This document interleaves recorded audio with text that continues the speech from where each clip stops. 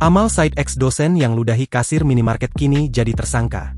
Setelah sempat viral momen seorang pria meludahi kasir minimarket di Kecamatan Tamalanrea, Kota Makassar, Sulawesi Selatan, Amal Said yang diketahui merupakan mantan dosen Universitas Islam Makassar kini ditetapkan sebagai tersangka, Selasa, 13 Januari 2026.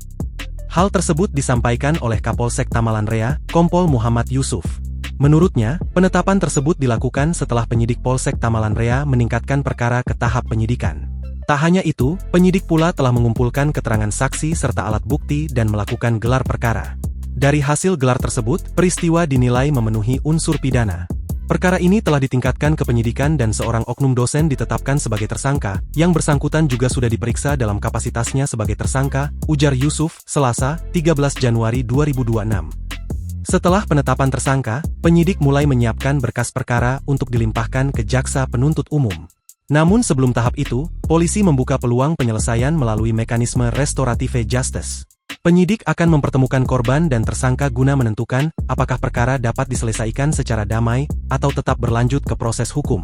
Dalam kasus ini, Amal Said disangkakan pasal 315 KUHP lama atau pasal 436 KUHP baru tentang penghinaan ringan, dengan ancaman hukuman maksimal 6 bulan penjara atau denda kategori 2.